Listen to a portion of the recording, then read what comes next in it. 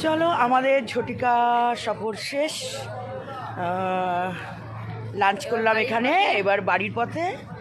আর 2-2.5 ঘন্টার মধ্যে বাড়ি পৌঁছে যাব, যদিও বর্ধমানে একটু ল্যাংচা নেব।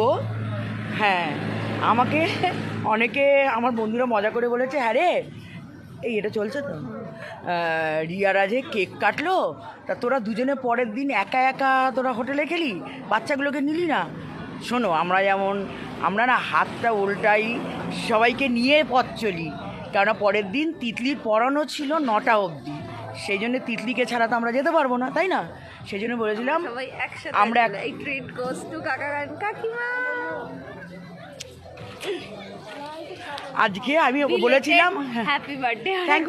Thank you. আমি বলেছিলাম যখন আমরা একসাথে যাব তখন দিনের একটা ট্রিট আমার হবে, কেন বাকিটা তো পুরোটাই সোনু খরচা করেছে, যেহেতু ওদের অ্যানিভার্সারি উপলক্ষে আমাদের নিয়ে এসছে। তো চলো,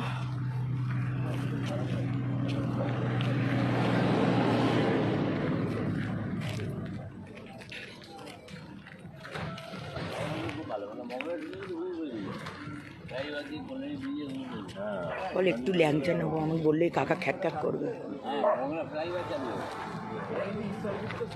হ্যাঁ পুরো মগরা ফ্লাইওভারটা চালু হয়।